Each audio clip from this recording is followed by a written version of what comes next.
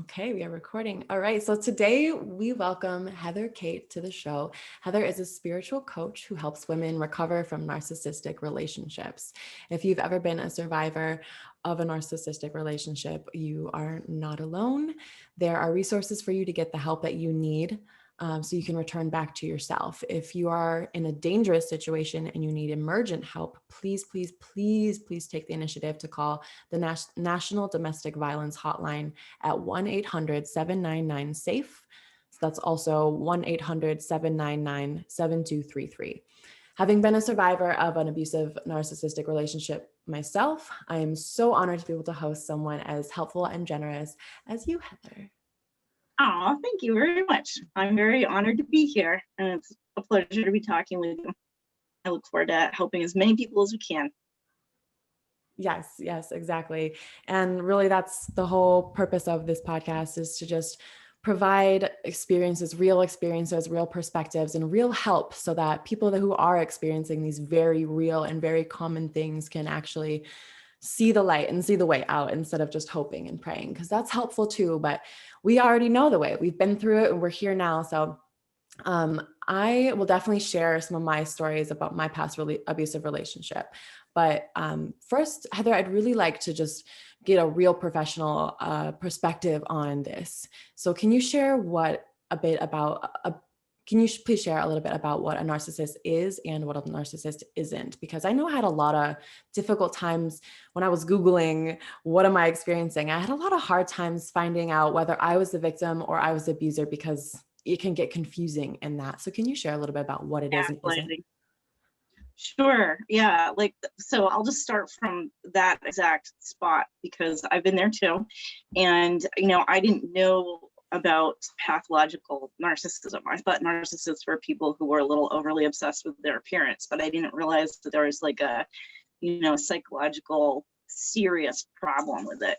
And it is, at depth, what it seems like on the surface, which is somebody who's super duper insecure beyond anything that you can do to reassure them. But as a nice, probably empathic, kind, giving person, you don't necessarily realize that at first. They're extremely deceptive.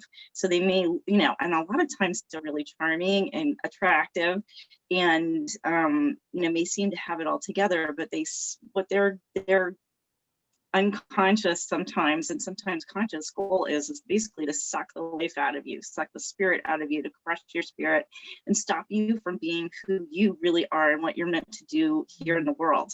And we're coming to a point in the world where things are separating. The good team and the bad team are sifting themselves apart, or it's like a centrifuge. We're being pulled apart. It's just time. The trains are leaving the station. You can't straddle. You can't be good and bad anymore. Basically, you have to choose. And so the battle, I see this as a really intense spiritual war. There are many battles, but it's a war. And it's your job. So should you accept the mission to, as a survivor, to A, survive, and to B, disentangle yourself and get out of that and heal from it. And I'm here to let you know that you can do this. Lots of people think that you can't. Lots of people feel like they're stuck in a cycle. You don't have to stay stuck there, and you don't have to brutalize yourself or go through a trillion years of therapy. But you can heal yourself. But it's a spiritual, holistic approach that I really embrace. So somebody who's a narcissist will use all of your best things against you, and they'll try to, which is your kindness or empathy, they'll try to pick and they'll listen really carefully in the first month or two of knowing you, and try to pick up on all the stuff that can hurt you. And then eventually they will start they'll groom you just like a pedophile grooms a child. We'll accept this little teeny little bit of thing now, accept a slightly bit bigger and bigger. And if they're able to damage you before you realize it, that's when, survivors find themselves in a really big fix. They're in a really big, they're in trouble. Because there are so many ways to abuse somebody. There's a a pretty common wheel of domestic violence, where there are all these different types of abuse that are listed out. Some of them are financial, some of them are like socially isolating you from people who can support you and actually give you feedback, like, no, what that person is saying to you is absolute bullshit. You know, they want to know that this is going to happen. So if you have a good solid support system, they want to get rid of it. But they also probably won't pick you if you have a really good solid support system, because it's too much work. They're inherently efficient. It's really evil, honestly. And I consider it a form of possession, and usually by more than one evil spiritual being. So some people, you know, you may meet somebody who's a narcissist and think, oh, they have multiple personalities. Well, multiple personalities sometimes are a fractured person, but they usually involve evil entities that come in and run that person's puppet. So it's not just so some narcissists some narcissists come into this world as, you know, spiritual beings having a human experience, and you know, at some point or in some way, they want to be good. They want love, real love, not fake, but true love. And so those are the ones that are super tricky, because it's like the evil beings use that part, or that, you know, personality, or that teeny little weak, fractured part of the real spiritual being as bait. So people that are loving and kind, you know, can see and sense that goodness in them, and they connect with it, and they fall in love. And then, you know, if you're a determined, strong person, you're going to fight through for your person that you're in love with.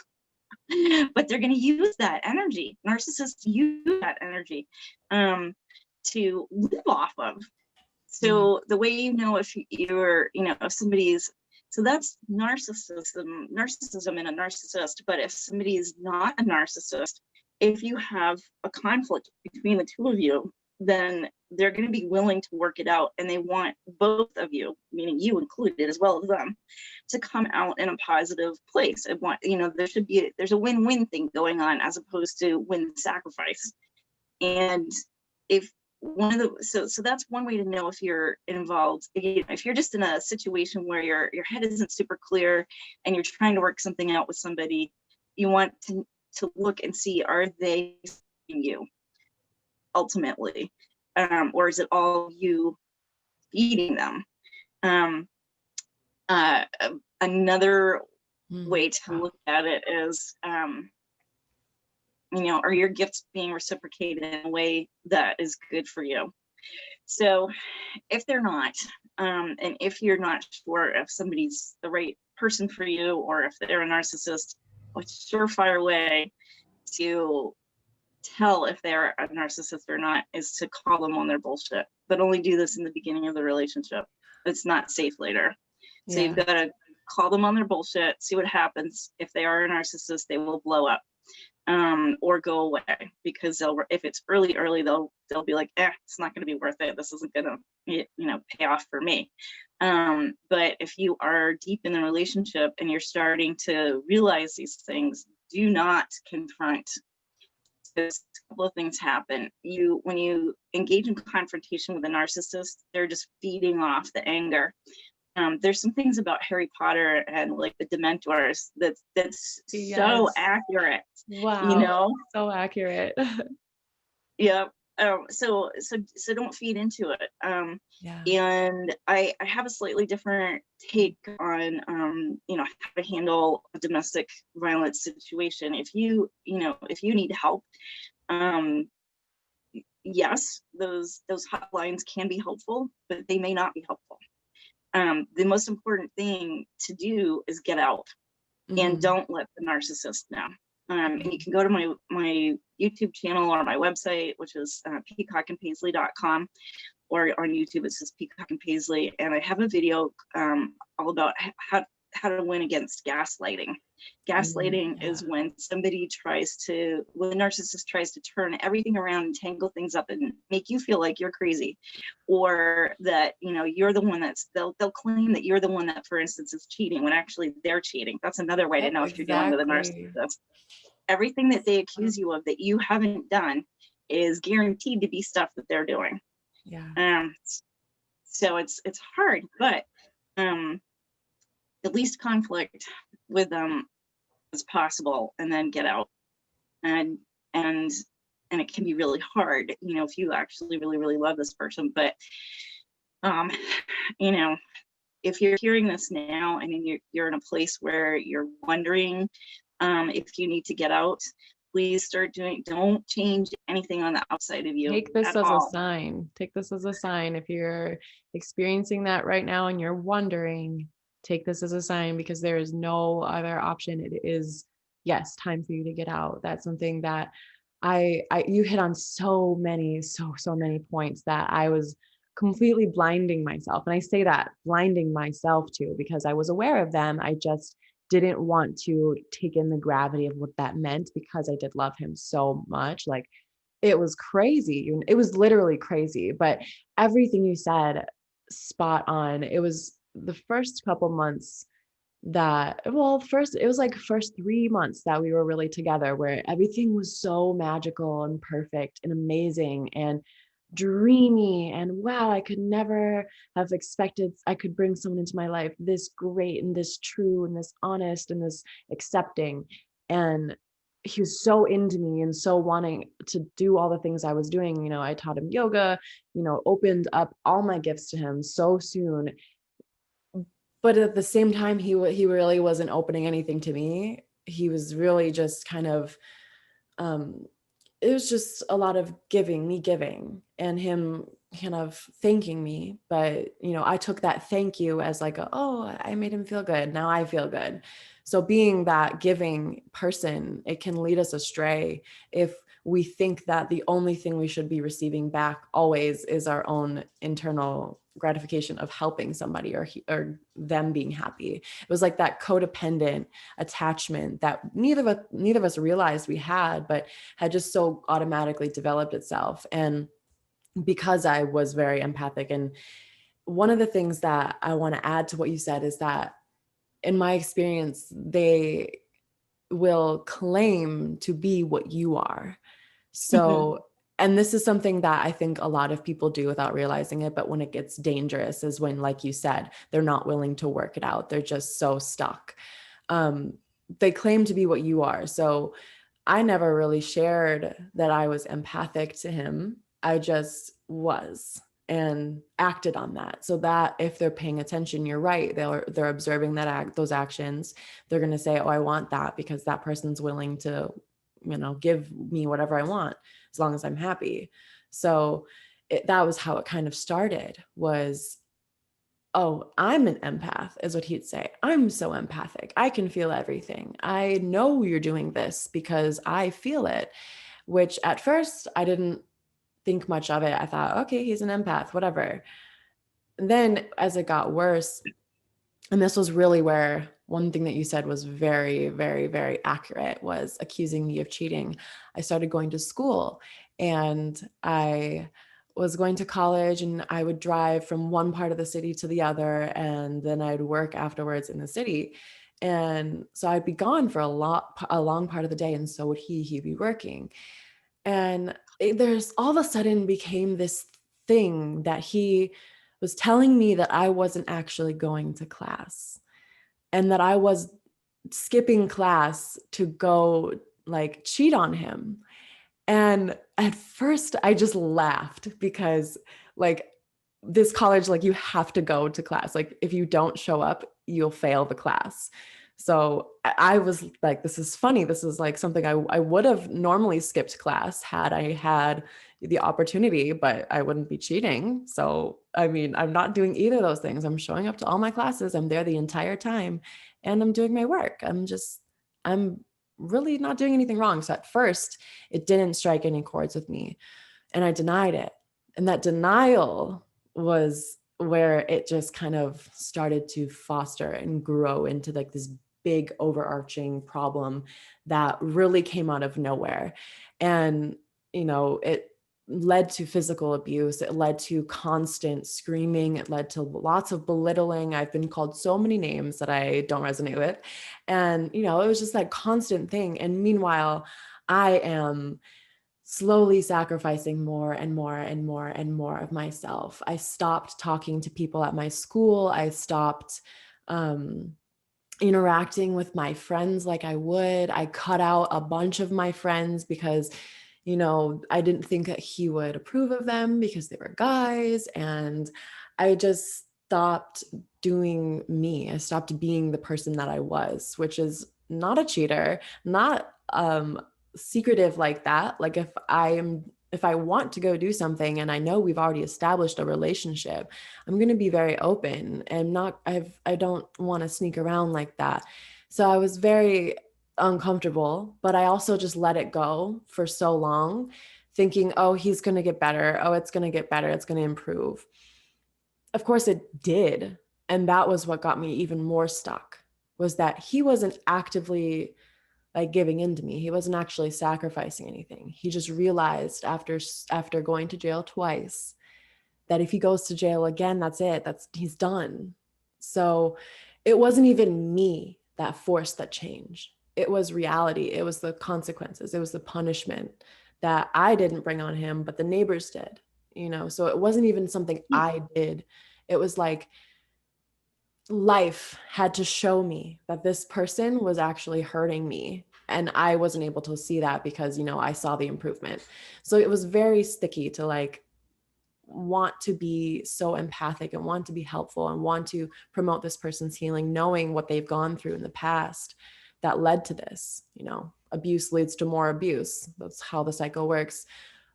But yeah, I started realizing later, way after, when it was deep, like you said, that if I would have brought it up, if I would have ever said you're a narcissist to him, it might have been the end for me. And that's the reality of the situation. So what you said was very, very true. And I never called a hotline. The only reason I put that hotline in the intro is because I know that it's probably going to help someone, but it never helped me. I reached out to friends. I reached out to family.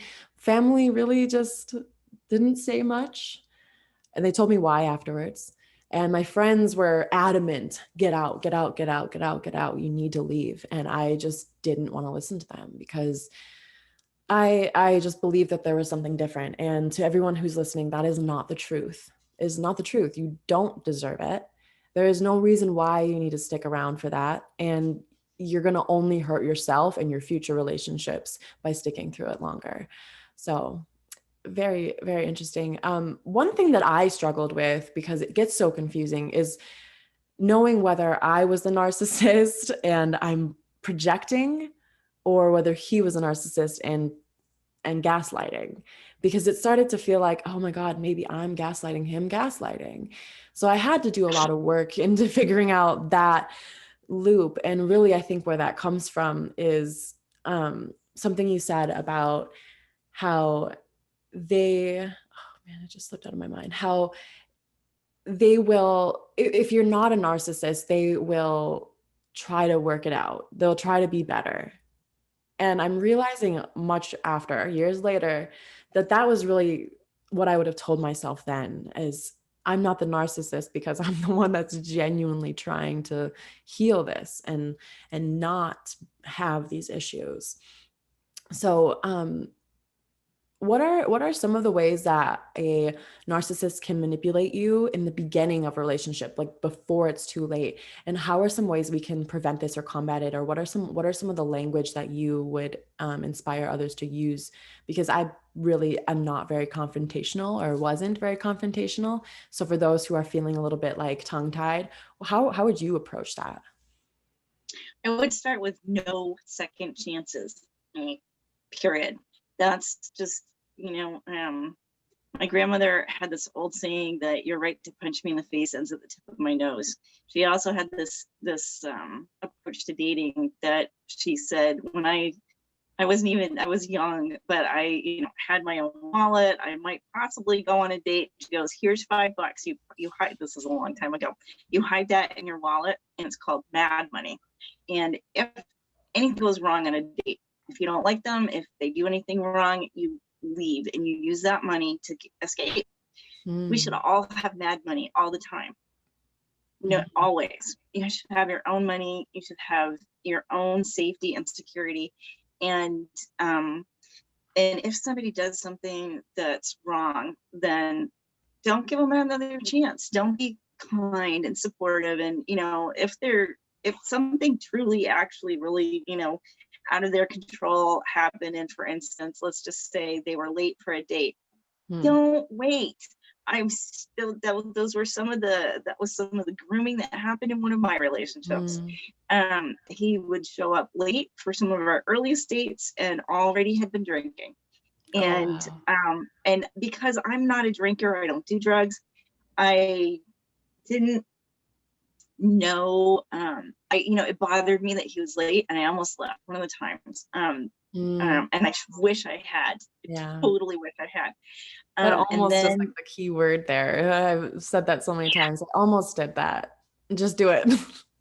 Just do it. Exactly. Follow your instincts. That's the biggest. So for me, it's less words and more about inner attitude and inner action, inside action. But basically, if you say to somebody, you can't do that to me, and you see a flicker in their eyes of anger, run. Right away, because their full intention is to do whatever the fuck they want to you. So it's really, it's crucial. That I think you said is so key. I didn't pick up on that for a while, but I remember the first time I actually saw it, because I never used to. I was always very sensitive. So whenever I got punished as a child by my dad, I'd always look away because I'm small and he's big. So that's natural.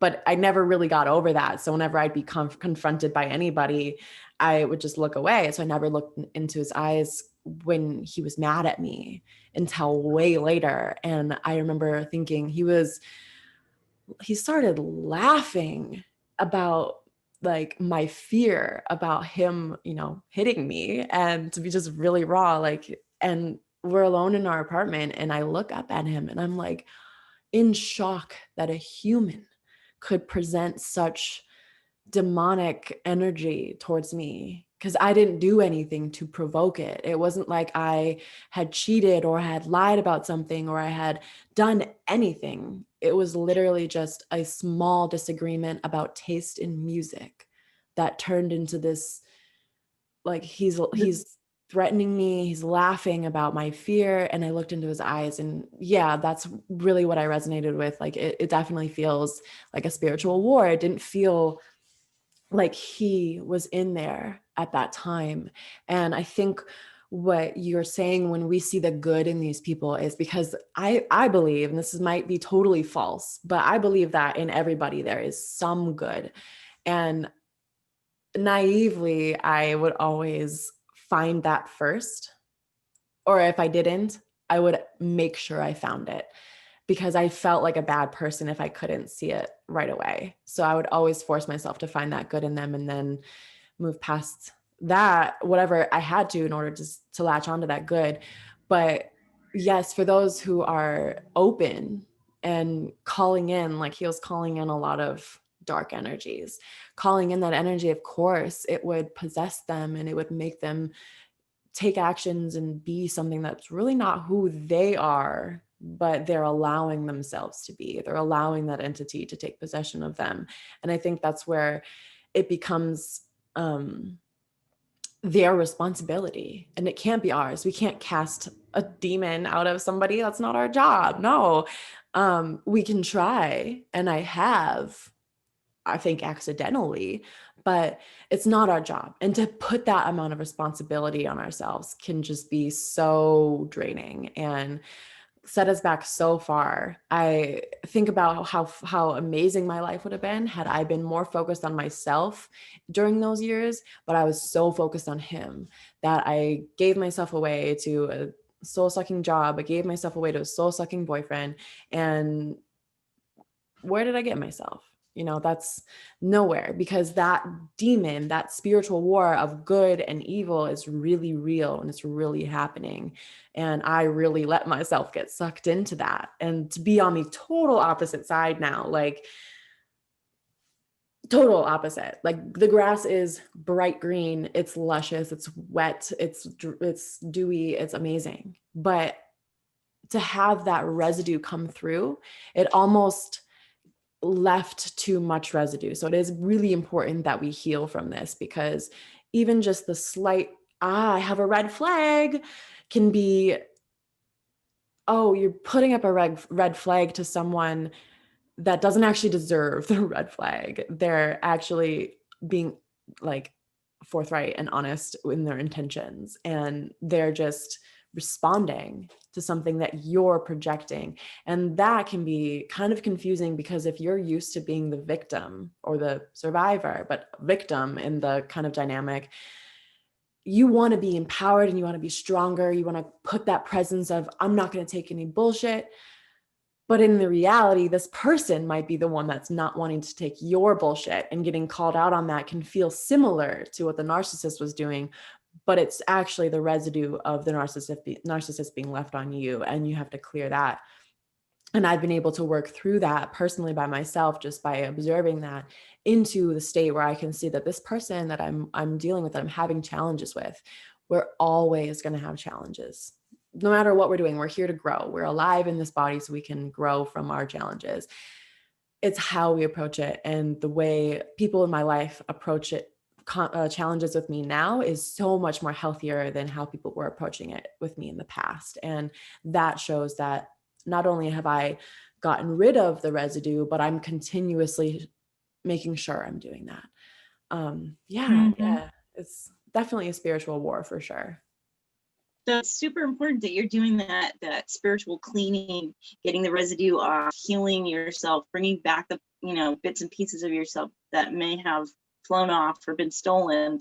Sometimes there's soul theft, spirit theft, that happens in these relationships. Or it may have happened before you got to this relationship, and that's part of why you were vulnerable to it in the first place. But yeah, the part of why I believe it's a demonic spiritual war is that there are millions of people around the world in all different cultures who have never spoken to each other. They don't go to Narcissist U. They don't have, a handbook or a playbook, or, they just do this, and they do all the same things. That happens from basically spiritual download.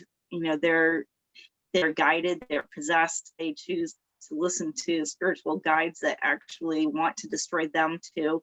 But here's the other thing. Although I also have that same, or had that same desire to always, I have a tendency to look for good in people first. I do see both, but I want to nurture the good. Yeah. But the problem is that you have to allow yourself to see both at the same time, so that you protect yourself and make choices that are, efficient and good for you. Because some people just are evil. They came in with the intention to be evil. And it's not like, they had some traumatic childhood thing and they can fix it with therapy. That is not how narcissism works. They may have had traumatic things in their childhood, but that's not necessarily the only reason that they have these ways of hurting people. And it's not and therapy is unlikely to stop them. It's actually, most therapists and domestic violence people say that narcissists don't change ever. Wow. And the only people that I have seen claim that they have changed a narcissist or been around a narcissist that has changed, I think they're lying. And they're in huge, hundreds of thousands of people Facebook groups. And I honestly believe that their purpose there is evil, that they're there to undermine people's process of change and accepting that, a situation is so devastating for them that they have to get out of it. And when they drop a bomb in there like that, like, oh yeah, if you're just empathic enough and nice enough and kind enough towards the narcissist, they'll change. You're putting No. somebody, you literally putting people's lives on the line. Yeah. Yeah. I think that's extremely important to emphasize. I want to share my experience with that because I was that person. I was adamantly that person. And this was this was a few years ago. So I was much more naive than I am now, but it is something that I tend to go into because I just want to believe in goodness in people. And as I've gotten to where I am now, I realize that that's a very naive thing to do. And it's completely changed how I approach the world. But in this relationship, I really, really, really was like, so every time anybody, even police, would come to me and they would say, this is never going to change. It's never going to get better. And I would say, you're so wrong. You're so wrong. This can change. He just needs help. You don't understand the situation, blah, blah, blah, justifying everything, justifying when at this stage in in our relationship, how bad it had gotten was, and I have full permission from this person to share these stories, by the way. So I'm not like, we've had this conversation. He's a weird narcissist, but so like he kind of realizes it, but it won't go out of it. So, we were camping and he had bought a machete. Well, I had bought the machete, financial soul sucking. I didn't realize, or financial abuse. I didn't realize that was a thing. But I had bought him the machete because he said he wanted one. So he brings it with us, bears, I guess. He brings it with us and we're sitting on the mattress in our tent next to each other. We had just finished setting it up. Sits down and the machete is right up against me. Like it's in a case, but it's like right there. And I was like, in my mind, I didn't want him to have it at all because 2 nights before that, I had a dream, a very vivid dream where he took and this is before I got him the machete. He took a knife and sliced my entire face open. And I woke up and I was like, oh my God, like, I don't want him to get a machete, but like bears, I'm like, I don't know what's best here. I'll just trust him. So whatever. So I tell him about this and he's like, I'm not going to do that to you. And I was like, I know, I don't feel safe. Plus it might pop the air mattress. And he's like, it's in a holster. I'm like, I really just don't feel safe. And then I was like, fuck this. I'm going to take it off because it's mine. I paid for it. So I start taking it off. He starts getting up and I do not handle it well. I still start taking it off. He finally gets out of the tent. He starts walking and it's sunset, but like sunset in a town where only 63 people live there. There's no lights where we're at. So it's getting dark and I'm waiting and I'm waiting and I'm waiting. And finally I'm like, I can't. So I finally take the car and I go and I find him and he's walking and it's getting dark. And I'm telling him, just get in the car. Come on, let's just go back. He is pissed and eventually he starts throwing rocks at me. He comes up and he starts throwing punches. So where this story is going, I then flag down some people to call the police and the police come and they're like, we can send him to anger management. We can send him to jail. What do you want to do with him? And I was like, I don't want him to go either of those places because I feel bad. Like, I don't want to send somebody to those places. So I said, can you just take the machete? Like, can you just take the machete? I don't care. And he takes it and he's like, just so you know, like, this isn't going to get better. Like, we really should take him into custody. And I was like, no, it's okay. It's fine. This is my car. I made the choices here. This is fine. So we stayed. And on our way back was the most dramatic experience I had with him. It was the hardest, the most abuse I've gotten from him. I almost got knocked out from the punch, but I'm very strong. So I kind of stayed with it, but I had like deja vu. It was like past life memories came back. And I realized that like, I almost died. And in a past life that I had with him, in an alternate reality or something, a parallel universe, I'm not quite clear on that. I did die. He killed me. he did cut my face open. And then on the other, not really, like Yeah, I'm, but in the other, but in the yeah. parallel reality, that was a Yeah. reality because I do have prophetic dreams. So when I realize the reality of the dream, I'm like, oh my gosh, like that could have happened. If I didn't tell that police to take that machete, that likely would have been the outcome. And he was starting to take the wheel and trying to like turn me off the road. There's no cars, so it was like whatever, I just turned the car off. But that's when he hit me and my head started ringing, and I had a flash of the other parallel reality of where he would have driven me off and we would have gotten into a car accident and I would have died. And I survived all of that. I kept my will so strong within myself, knowing that he was abusing me. I didn't let myself fall into his vacuum, but I never like walked far enough away from the vacuum like line. And it just got worse and worse and worse. And I didn't even ever listen to that cop tell me that it's never going to get better. I really was so adamant. And it didn't work out for me. And I am a person of high faith. I had so much faith in this person to the point where when we have conversations now, he's thanking me. He tells me I taught him so much. Whether that's true or not, I was able to walk away from a narcissist who was abusive and into a place where now it's like, he respects me, but it's not true. It's not true. And I know that. And had I been the same person I was in that relationship, I would have fallen back into his loop over and over and over again and never would have ended. And I'm only realizing that now after he finally broke my one and only boundary. I had one boundary with him and I stated that to him. I said, this is my only boundary. If you cross this, I'm done with you. He crossed it. It took him 2.5 years, but he crossed it. And that just goes to show that in reality, he was so insecure, so hurt, and only wanted to translate that into hurting others. He was never actually going to sit down with himself and heal past it and realize how terrible of a person he was being and actually combat those demons inside himself. Because he was calling it in.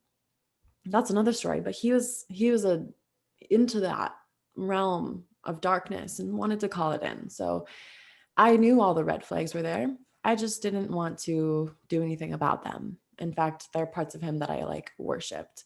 So it was terrible. And the things you're saying are very true. And it's more important to just get out and to just say no and to just take that as the truth and to not delude yourself further like I did. Yeah.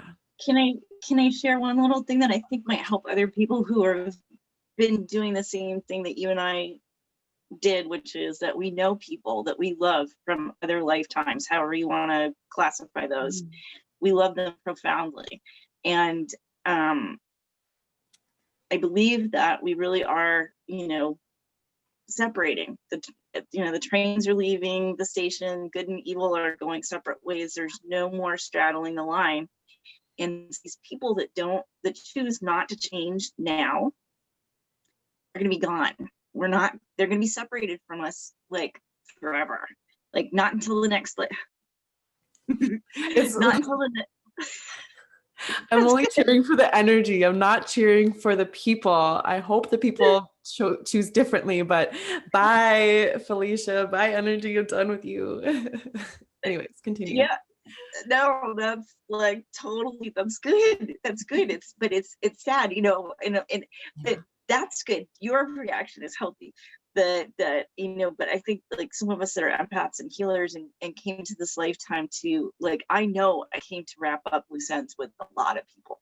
I really hoped to turn them, but it's free will. It's their free will. Mm-hmm. I've been trying this for many lifetimes. Many of these people have killed me many lifetimes, brutally, not by accident, on purpose, brutally, brutally, brutally. Wow. Over and over again. So this is my last time doing this shit. And so this was the last shot. And even with that, I still, it's hard because I also feel that they're going to go into a situation, even that has nothing to do with me at all. That's going to be very unpleasant for them. So, you know, I think there are things that some of us know subconsciously, and that we flicker into consciousness, but we don't necessarily accept this, or, you know, it's so painful that we'll put it off. But, you know, I think that's part of why some people like us try so hard with people who are patently, clearly bad for us, because we're hoping for them. But if we're done with that, we're done with that. Yeah, done with false hope, because we don't need to give hope where there is no action, especially if it's up to them to make that action. Yeah. Right. Yeah, it's Yep. crazy. Even just you talking about like people going into a situation that's going to be unpleasant for them, like even though they've done such terrible things, like it still hurts me. It's weird because, you know, I'm watching this show right now where the battle between good and evil is like very, very, very apparent. It's called The Expanse. If you want to check it out, it's really good. I highly recommend it. It's about space. But the battle is so clear, but the people's reactions and how they're moving through there is so, they're constantly switching, but they're thinking they're staying straight. They're thinking, oh, I'm doing good, I'm doing good, I'm doing good. But sometimes they get so guided by their own emotions that they lose track of what's actually good. So I think that's important to like really not get attached to our emotions surrounding these things. Because yes, even though I can feel terrible about this person that killed me in the past, like, why am I not feeling terrible about the fact that they killed me? Like, I should feel that empathy towards myself. And that's where it really comes back to self-love.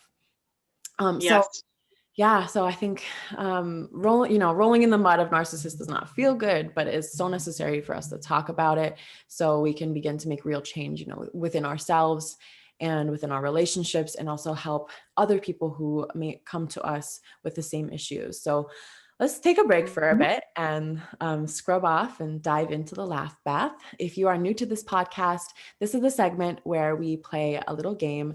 And this time we're going to do a game called concentration. So we're just going to scrub off some of the gunky emotions, open up some space for laughter with the game concentration. If you were familiar with this game, I don't know what era this is from. I just remember it from my childhood. It's called concentration. I think 64. It's like concentration 64. No repeats or hesitations. So we're not going to do it like that because I will probably embarrass myself. Secret, I suck at this. But yeah, okay, get ready, everybody. Well, I suck too, but that's kind of the whole point, is that we're not supposed to be good at this. We are very good at what we talk about, and I just want to laugh. Yeah, well, you'll be laughing a lot. Yeah, I'm already laughing. I love it. So basically, if either of us repeats a word that was already said or hesitates for too long, the buzzer will go off, and I'll just make a buzzer noise for myself, or you can make the buzzer noise. You can make it for me. I'll make it for you. What did you say? If we repeat the same word, that's a. Yeah, if we repeat it, like if I say Skittles and you say Skittles, then Okay. And okay. I haven't thought this through. What do we do after that? We will just start over, and then if we get 5 buzzers, that's where we'll stop. So I'll just keep track on my hand. All right, improv. Okay. So we'll get 5 buzzers, and then the game will be over. So we are going to choose the category together. What category should we do? I was thinking like trying to keep it easy, like food or candy or animals. Do candy. Candy? Oh, that was my first thought. I always go with the first mind. Okay. All right. I'm nervous. Okay. I'll start. I'm going to start with Twix. Nestle's Crunch. What'd you say? Oh, did I say some? I'm just supposed to say another candy that's not. Yeah. What you said, so since we're not doing this, it's kind of like, I guess, a little bit more weird. I'm gonna also delete this part, but so basically, like, I'll say something and then you just, as quick as you can, say right after. I'm just gonna do like a countdown on my fingers, and you can do the same thing. Like if I'm like, oh my god, what did I say? Yeah. Okay. Yeah. All right. Starting over. Nestle's Crunch. Oh, start over. Okay, start over. All right. Twix, Poppers, jelly beans, Necco wafers, Kit Kat, Almond Joy, grandma candy. I don't know what they're called. Those little strawberry filled candies that grandmas eat. Is there a name for that? Because I my don't name know. for that is I need a name for them because they're my favorite. okay. Lemon drops, Oh, Jubilees, Jujubes, I mean. ribbon candy, Oh no. Bottle caps. fudge, Oh, yum. Reese's cups. Reese's Pieces, Ew. pieces, I don't like the pieces. Hershey's cookies and cream. Oreos. That's a cookie. Okay. Meh. Okay. Good. Okay. Oh, do you start? Yeah. Oh no. Oh, come on, come into my mind. I don't know. I couldn't think of anything. Frazzles. Frazzles. Oh my god. Dot candy, button candy. Sweet tarts. Smarties. Those are my favorite. Oh, I don't know. I put a M&Ms.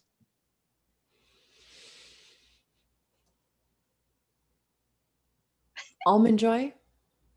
I said that. Dang it. I had a feeling after I said it. I was like, oh shoot. I think that feels familiar. They're so delicious.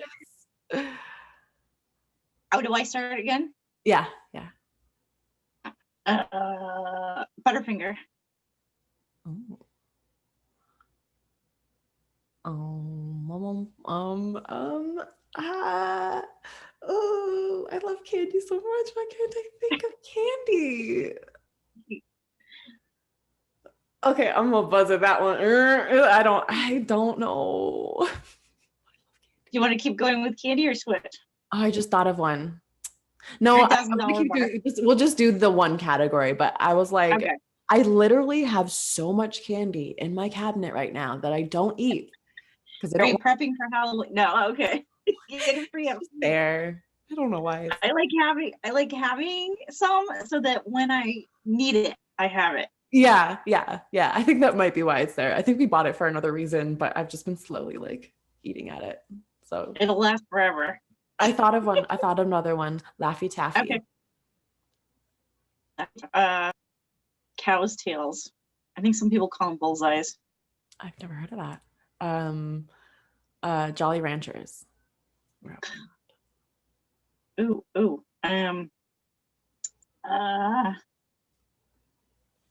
Heath bar. What'd you say? Heath bar. Oh, Heath. Like oh, yum! I love those. I used to eat the Heath Dairy Queen Blizzards all the time. Peach rings.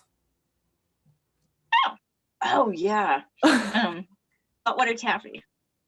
Ooh, yum! That brings me back. I keep thinking of some while you're like coming up with one, and then they all disappear. I'm like, oh yeah, it's so yummy. I can't think of anything. That's the only thing in my mind now. Andy's mints. Oh yeah. Olive Garden. So good. We still have one buzzer left. And it has to be a candy, not something you make at home. Just candy. Yeah. Chiclets. That's like gum or candy. Oh yeah, that's candy. Give one. Oh. What are they called? Who are those guys? Mike and Ike's. Tootsie Rolls. Oh. See, every time you say one, I'm like, I did not think of that. Gummy bears. Why didn't I say that? Ooh, yeah. Swedish fish. Yum. Sour Patch Kids. Pop Rocks. You know, My friend never had them before, so I had to buy them just so he would have them. I was like, how have you never had Pop Rocks? That's an experience. Like, they're not that good, but it's an experience you have to have. Cotton candy. That's my favorite. Bit of honey. Oh, circus It's old peanuts. school. I've literally never had those. I don't think I ever will.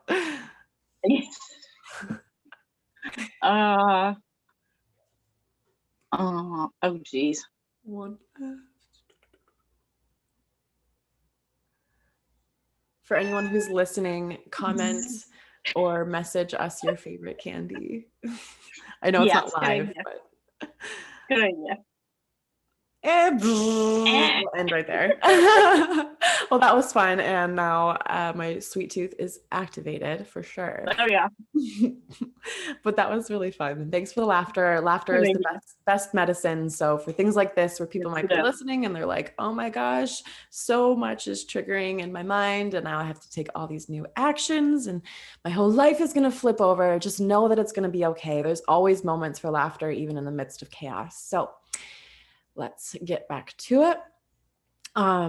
Now I want to talk more about how, like, we've touched on this, but I want to talk more about like what to do, because it seems like we can't emphasize enough what to do, and it's always going to be the same thing, but like how to do it, or how somebody just needs to hear, you know, that right sentence to really get them out of that situation. I know if I would have heard in my past that this is a spiritual war and you're not going to win, I might have, you know, thought more about it. I thought it was just very humans. So when I was in that abusive relationship, I was really deluded by my own savior complex. And I was convinced that my love would change him. Like you said, being nice or being kind, it's going to change them. They're going to realize that they're bad, but that's not real. But I saw progress. Strangely enough, for a while, he actually stopped abusing me physically, but then it changed and it became withholding of intimacy and telling me I'm too this or too that, or I need to be more this or more that in order for him to be attracted to me.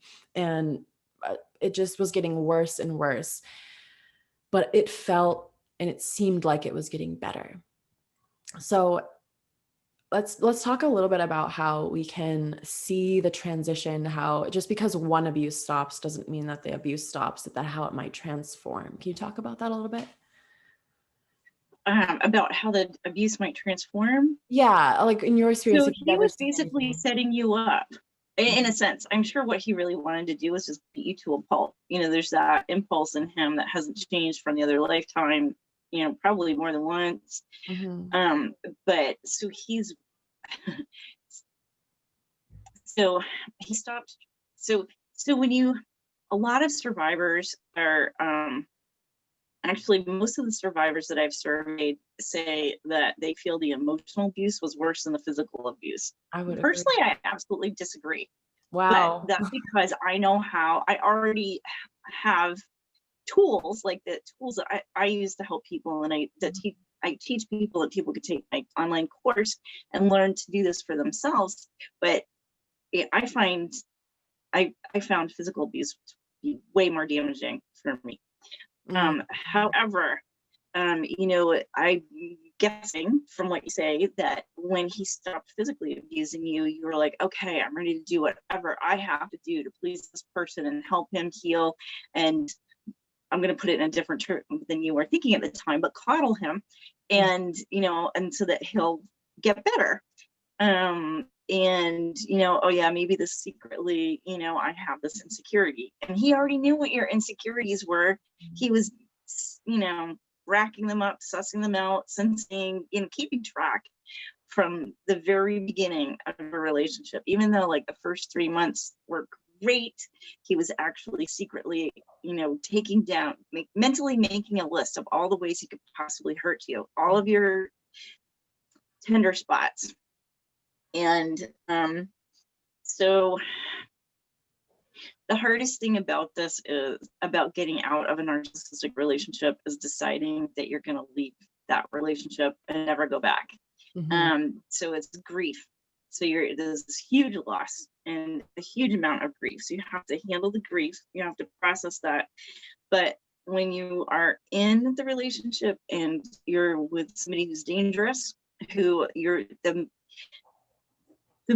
time when a woman is most at risk for being murdered is when she's leaving.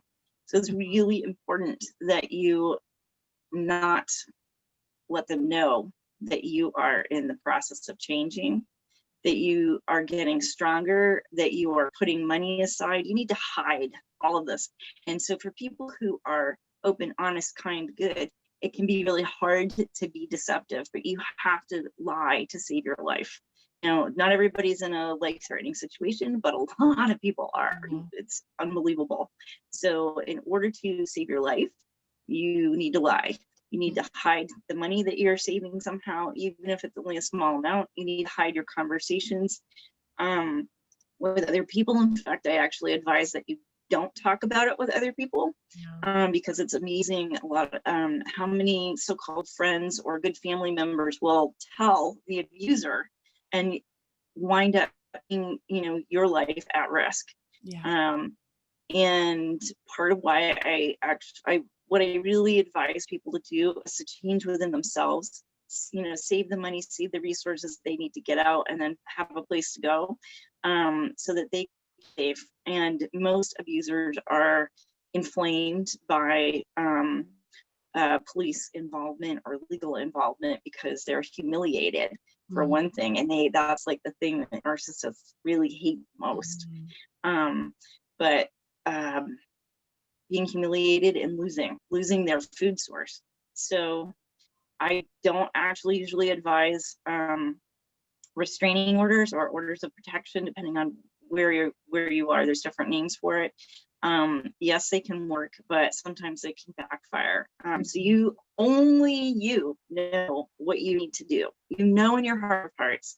And once you've come to the decision or the realization of, you know, your actual circumstances, instead of, you know, honestly, I was so in love with somebody that I had people, I'm not kidding, around the world praying for us. And it would literally get better for like 2 to 3 days, and then it would get worse. And then it would get better for 2 to 3 days, and then it would get worse. But every time I sent out a prayer request, and it wasn't just the people that I requested to pray, I asked them and everybody that they knew, and everybody in their churches, and I mean, like, a lot of people, they would pray and it would get better. And then finally, I knew that I couldn't continue with this particular person, when I couldn't say how I felt and know that I would be safe doing that. Physically safe, never mind emotionally safe. And then it got to the point where, like, one of our ending conversations was like, one sentence was me saying, you know, we can't be in a relationship if I can't say how I feel. And that was a day or two after he had hit me for saying something about how I felt about something that he did that was really wrong, that really betrayed me and hurt me. And regardless of how wrong something is or not, like, you have to be able to express yourself. Otherwise, it's not a relationship and you're not allowed to be a person. He really wanted me to be basically a Barbie on a shelf and be available for him whenever he freaking felt like it. And that's not me. So you have to decide that you are worth it and that you are worthy. And I think there's a whole movement. There's the woman who started a program, I think she's in California, and I think it's I am worthy or you are worthy, something like that. But that you are valuable. And you know, that the person that's a narcissist has to heal themselves. It's their free will, you know. And I still have a kernel of hope that these people will change and decide to be good, but that's a choice that they have to make, and we can't force them. And if they're not willing to do it, then we have to get out. So even if they are willing to do it, but they're not actually showing that they're doing it, it's still time to get out. And if they're not quite ready to embody the change or make that choice fully, it's more important that we just separate ourselves from it, because otherwise we're putting ourselves in the line of fire, right in the middle of the battlefield, where we are unarmed and alone, and we don't need to do that. We have a whole army of spiritual warriors on the other side, And we don't need to be offensive. We don't need to combat this energy. We just need to continue to hold defensively our power, because really the good will always overcome the evil. I mean, I've seen that in so many different experiences, actual experiences, where, you know, just my presence, I've unknowingly casted out a demon that came through him in a dream. And he told me about it after I said, just breathe. I literally was just like, just breathe. Like, what the heck? And in that, I felt my power. I felt his weakness, my power. And that's where our relationship really took a different turn. Was I started empowering myself in our relationship, just like you had said, like, you have to start empowering yourself. I got a great job. I was getting promoted. I was also trying to start business. I was taking great care of myself. I was eating healthy. I was confident. I was learning from people on how to love myself and how to like see my worth. And I remember that I just thought it was so ridiculous. I was like, wow, he's that weak. Like, he's calling in all these energies, but acting like, you know, he can handle this demonic energy that he's pulling in, but he's not able to. I am, and I'm not the one experiencing it. So that's a little suspect. But I just still like pushed it away. But that's what turned into him withholding intimacy from me, is because there was a real role reversal.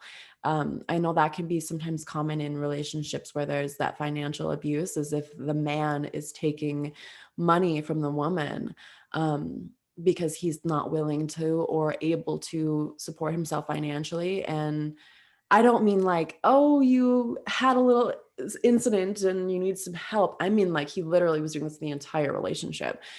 But I never questioned it. But it turned into him seeing me as the masculine in the relationship, and he then felt like the feminine. And in that, he became emasculated. And I never once said anything about this. I was just doing what I needed to do to make sure the house was going to stay afloat. And he started using that against me, saying that I'm abusing him or I'm manipulating him because I'm the one that's making the money. And I never realized that that was actually abusive until you said financial abuse. So that's something to pay attention to, is that when that role reversal happens, whether it starts in the physical or it just starts in the energies, that can be extremely damaging, not only to ourselves as women, but to the relationship.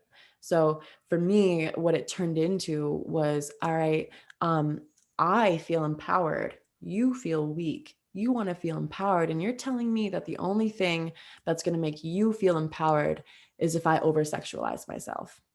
So he started then telling me that he wants me to be this, he wants me to be that. We moved to Las Vegas. You can put the puzzle pieces together. I didn't really want to, and I never really agreed to it, but I wasn't confident enough to approach him and say, no, I don't want to do that. I didn't feel safe really to say, no, that's not what I want to do. Plus, I didn't have no, that's not what I want to do. This is what I want to do instead. It was like, shoot, I don't want to follow that path, but I don't want to like kind of mess things up with him because it didn't feel safe. So I never really got into what he wanted. I never really got into what he wanted me to do, thankfully, but it did impact me greatly. It did bring forth people and energies into my life that I don't currently resonate with. Now that I'm back into my own self, I don't resonate with. They're very demonic. I'm actually seeing it take over social media and just regular media, just this over sexualization of oneself. And it doesn't come from a place of empowerment. It comes from a place of narcissism, Right. very much so. It is that same demonic energy that's trying to tell us as women that we need to be this way in order to be empowered. And that's just absolutely false. And Yeah. bringing back to that residue of like how that he then, wanted me to do all these things and whatever, it actually attracted friends into my life. During the same time I was with him, I met this whole community of people who I thought were just amazing. And they were very much so about this over sexualization of themselves in kind of a covert way. And making it seem spiritual, making it seem light and holy. And in reality, it wasn't. They were kind of exploiting innocence. And I didn't really appreciate that. And it wasn't to a point where it was destructive to anyone, but it could be to the wrong person. So I, going through a toxic relationship, an abusive narcissistic relationship, I actually brought friends that had the same attributes as him, but women that were less obvious, not physically abusive, but very emotionally abusive, taking from me and expecting me to be just always there for them, for everything.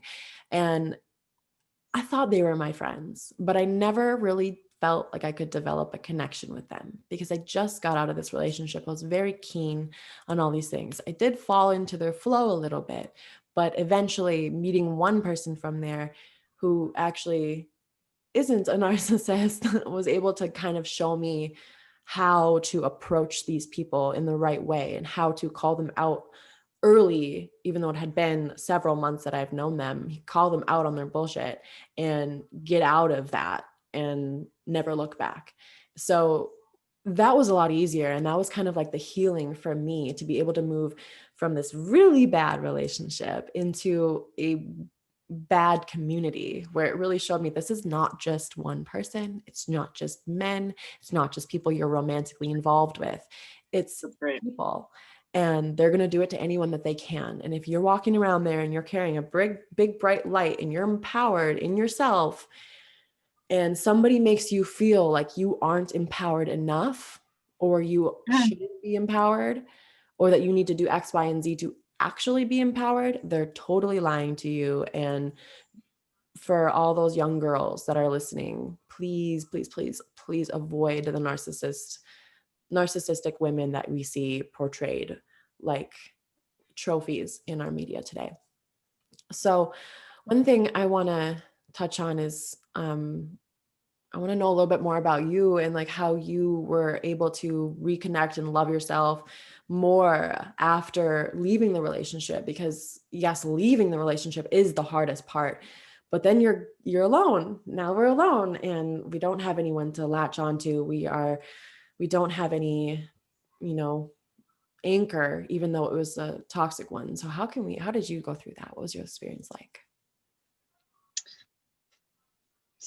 Yeah, I had way more than one narcissist in my life, and starting with family members. And so being raised by at least had, definitely had a huge impact on me. And I didn't realize some of these things until, hindsight. So the last person that I was with who was a narcissist, I had that was that conversation where I said, I have to be able to express myself, for this isn't a relationship. And I had come to that point over it had been several years of just being like, okay, I've tried everything. And I can't do this. I actually had started early in our relationship when we started having some struggles. It was actually the same exact conversation. But, it seemed to go into something. And finally I was like, that's it. I insist. And if you're not gonna let me be safe, if you're gonna brutalize me, then fuck you. And I would rather be alone forever, God forbid, but than go through this stuff, because this is ridiculous. And and it was impossible to just live. There were all sorts of horrible basically torture techniques that were being used against me. And sleep deprivation, like noise assaults, always music on, always something on, and he liked it, but because there's some things I can't talk about, but those were things that worked for him in some ways. But like, when you are going through all of these and interfering with food, I have extensive food allergies, and I really need to eat very carefully. Um, and he's always pushing the borders, the boundaries on that. And then eventually it's just like, I'm not going to be able to be me. And me is really important, and I have a job here to do beyond these people that I've already tried to help. And then I'm really sad that I'm not going to be able to help him anymore. But and I'm not, I'd already chosen that I can't help those other people anymore either. And so then finally I was just like, all right, how am I going to do this? These are my circumstances. These are the dangers. These are the pitfalls. How am I going to work around this? And I was lucky because I started to become aware that there was maybe, a pathology involved beyond other things that I already knew about. And then somehow, because Google is ever present, something popped up on my screen, more than once. It was about narcissism. And I was like, I don't know what's narcissism. Let's go look at that. And then I started to realize, oh, there's a whole picture. But so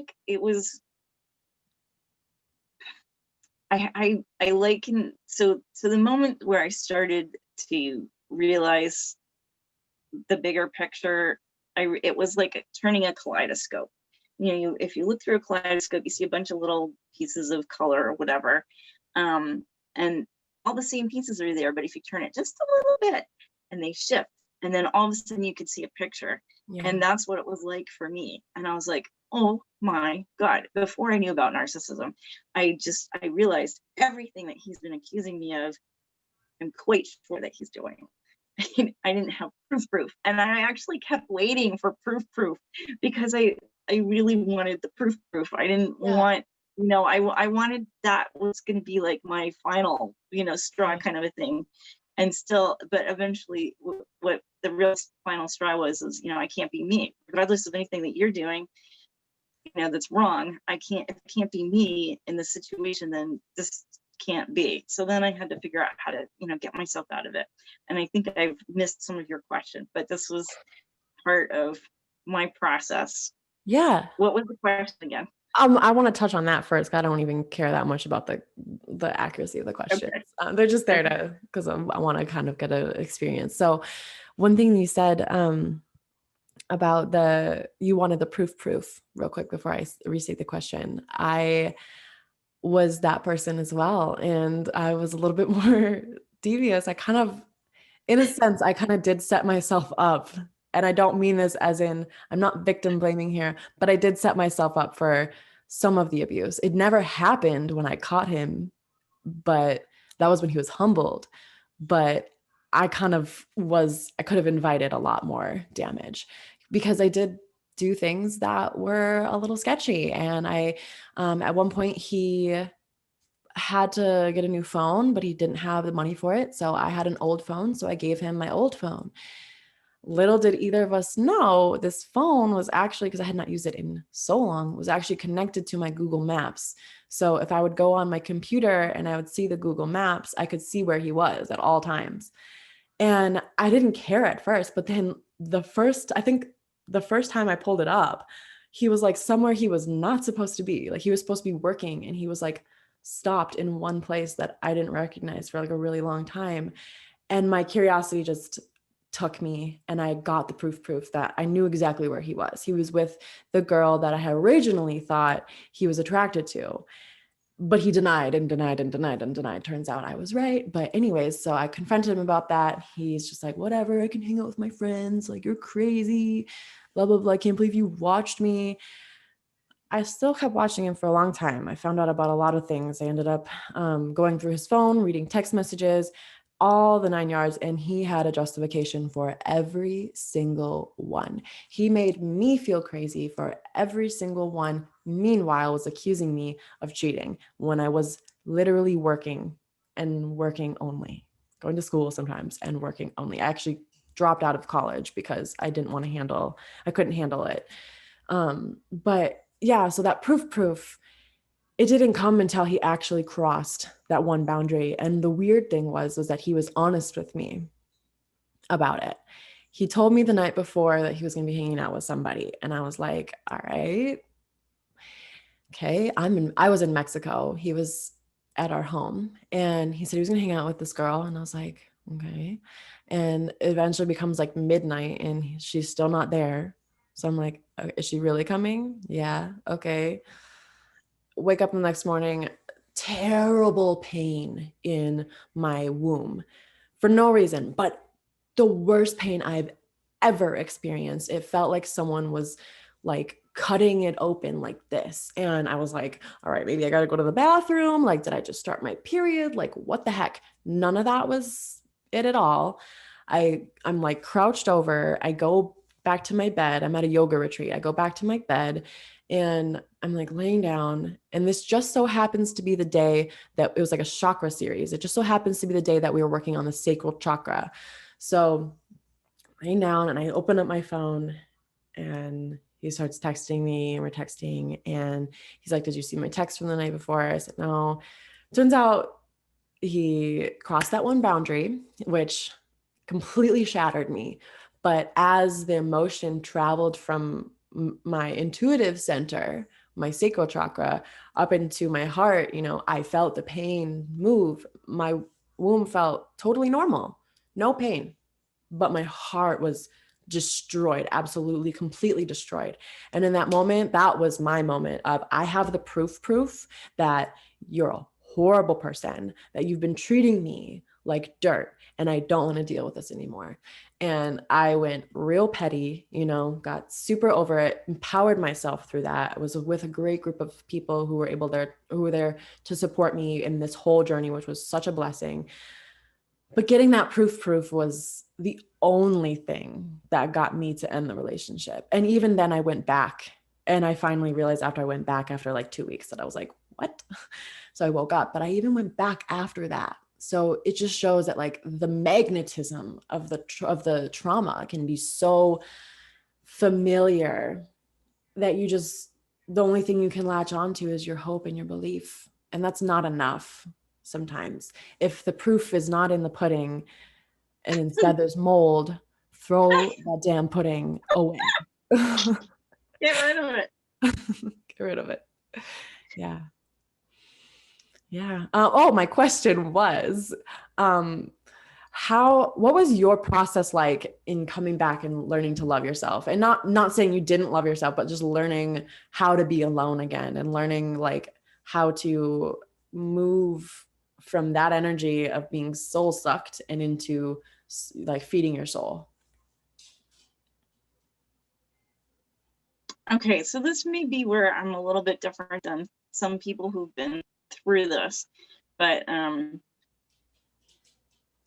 feel like I always at my core knew those good things and honored that and valued that, and I just couldn't understand why he didn't.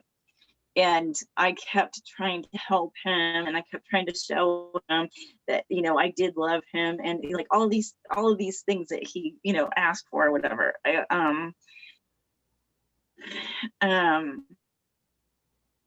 So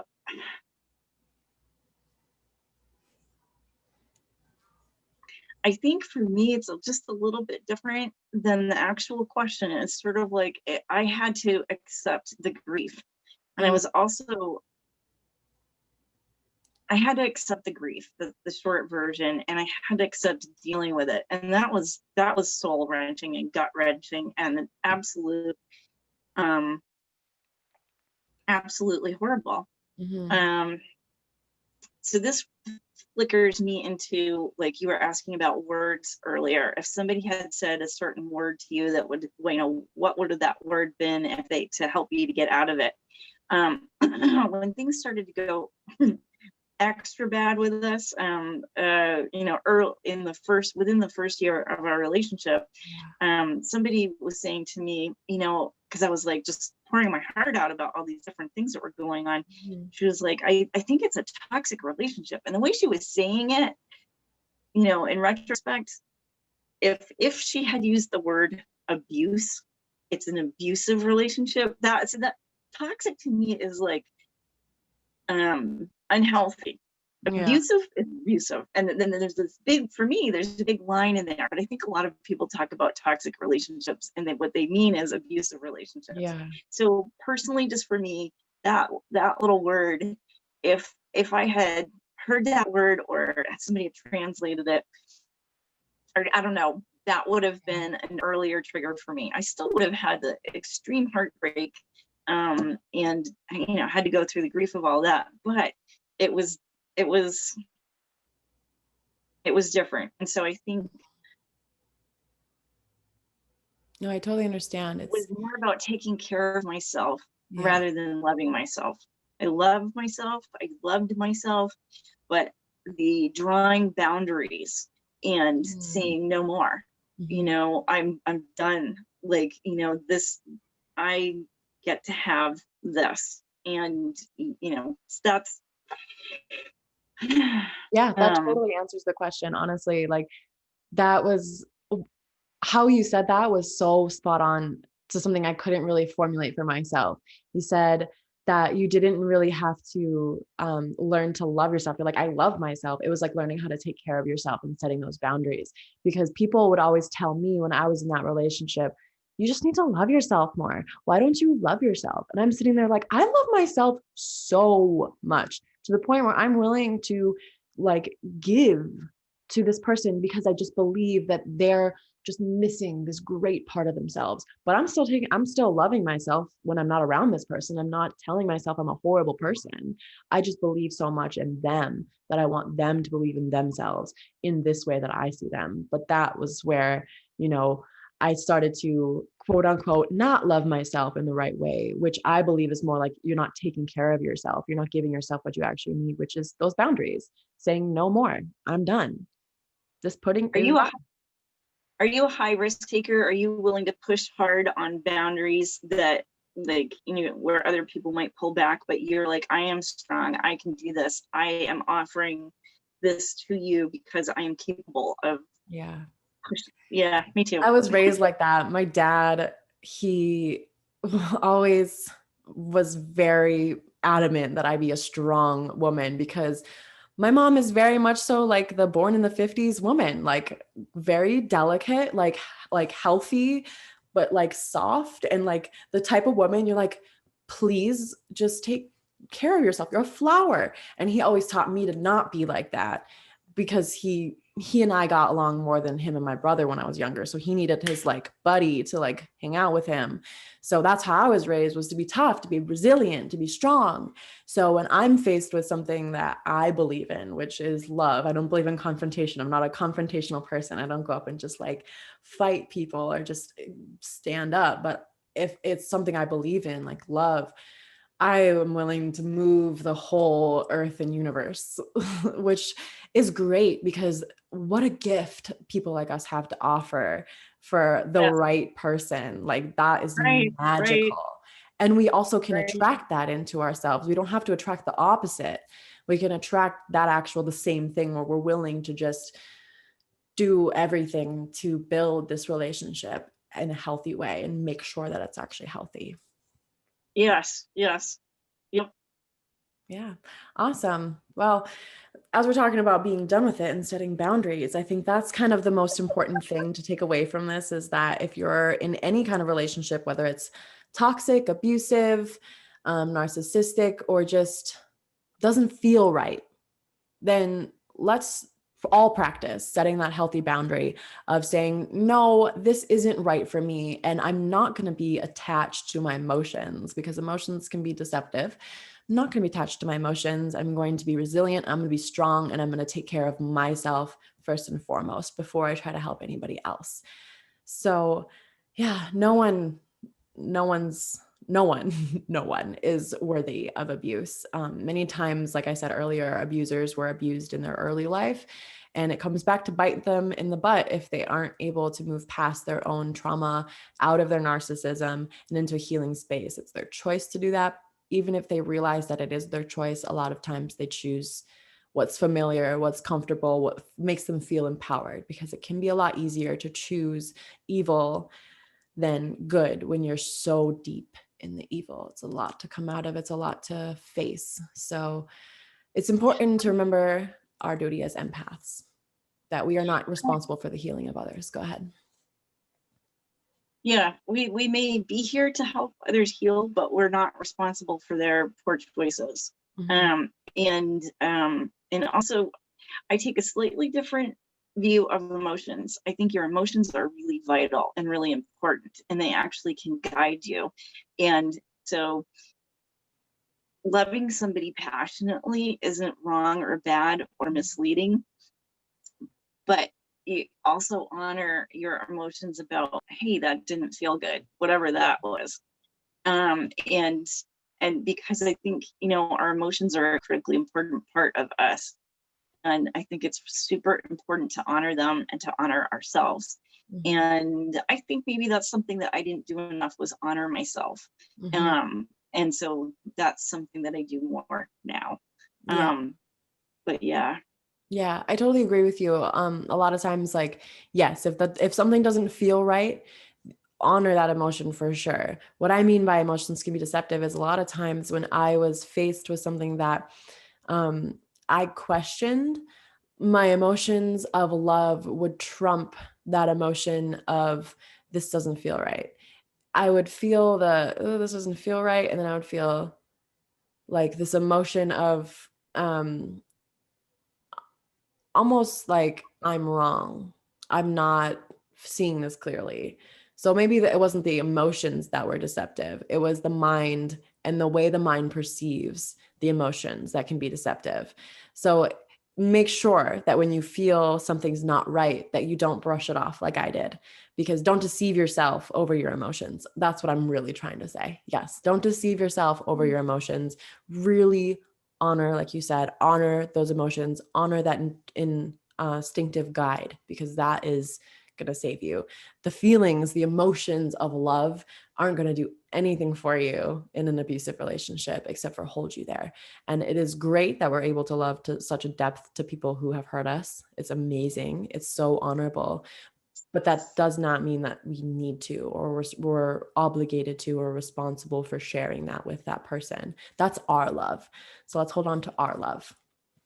And we can love them from a distance, but we don't need to let them hurt us. Yeah, exactly. Because it's not our duty or responsibility, obligation, no matter how much we love the person, to tolerate, receive, or endure Right. abuse from anybody else, whether it's physical, emotional, mental, spiritual, financial. It doesn't matter. Like, we don't need to experience abuse. We don't need anybody to take from us. Like, the world is hard enough as it is. Let's attract people into our lives and honor the people in our lives that are willing to share with us and give with us and reciprocate with us. Yes. Yeah, absolutely. Yeah. Love, finally, to close it off, love yourself more than your abuser. Choose to prioritize your safety, your health, and your well-being over your feelings of love or feelings of obligation or feelings of duty. Follow that instinctive guide that says if something doesn't feel right, it's probably not right. I promise you'll be better off. We are here as living, breathing, thankfully, examples of how just honoring yourself and setting those healthy boundaries and deciding that you are worth it, that you can make some change. And if you're listening and you're realizing that maybe you are being a narcissist, or you're realizing you're abusive, and you're realizing that this is a choice that you have the opportunity to make, I need you to hear that nobody else is going to be able to do the work for you. Nobody else is ever going to be able to save you. You're only going to hurt people if you continue to rely on others to bring you out of the dark hole that you brought yourself into. Make the choice, take the time, sit down with yourself. You don't need to bring a therapist into this. Sit down with yourself, go over the things you've done wrong, reach out to the people you have wronged, apologize, bring that truly with you. And if you just do that, to put on the facade, know that karma is not going to be, well, actually, karma will be on your side. Karma will deliver exactly what you're delivering. So if you're delivering a facade saying you want to be better, but you're not actually doing the inner work, you're not actually going to make any change. And we hope the best for you. We're not going to help you, but we hope the best for you. And we pray for you to find that the light that you can walk toward, even though you're so shrouded in darkness. There's still hope. You are not stuck in any situation, whether you are the survivor or the abuser. You can heal your past and you can move forward into a brighter future. But like we said, this is a journey you'll have to go through partially alone. If you are a survivor, you might have a great support system. If you were like me and you didn't have a great support system, you can do it alone, but you can also reach out. If you can't rely on anyone close to you, like a loved one, just take that time with yourself. Know that you are strong enough to go through this yourself. You are strong enough to endure the abuse. You're strong enough to heal it. So yes, and like I said, if you're the narcissist, you can't rely on anyone, especially a loved one, to hold your hand as you bring them down. You can't even rely on therapists or coaches or even spiritual leaders. You need to do this work for your own self. You need to be the one that heals your soul. It's okay to acknowledge our faults, and it's honorable to choose to take back control of ourselves and begin to embody the highest version of ourselves.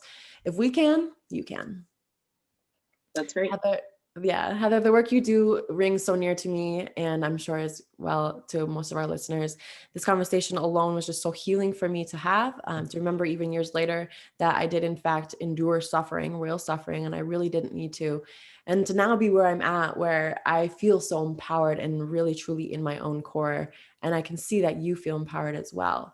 It truly shows the power of our choices and our will. We can bring ourselves out of what feels like hell and into a brighter tomorrow. Your work and your mission is so absolutely necessary. Thank you so much.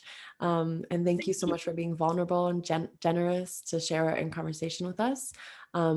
Opening the floor for you to share any final thoughts. And also, if you could let us know where we can find you again, that would be great. But yeah, wow, thank you so much. You're welcome. And thank you for having me on. I've really enjoyed talking with you. And, it's a tough thing to talk about. So I honor your talking about your experiences too. So if anybody wants to find me, I do help people to heal. I help survivors to heal from narcissistic abuse holistically and spiritually. And you can find me at peacockandpaisley.com. I'm also on Facebook, a little bit on Instagram, and I have a YouTube channel. But I look forward to talking with you, and feel free to direct message me through any of those resources. I have a course that's online and it's self-directed. And then I also have a healing program where you use that course and those tools along with private coaching with me. And I'm a Shambhala Reiki master healer teacher. So I do energy healing as well as the holistic coaching. But I'm an intuitive, and I help people actually to recover if they've had soul loss. That's one of the things that can happen. But so I do a mishmash of things, all designed to help people heal holistically and naturally and gently. And gently, I love that. That's beautiful. The gently part, because that was one thing I always said in the conversations with him. Can you be more gentle, please? Be gentle with me. Be gentle with yourself in healing. That's a really good message.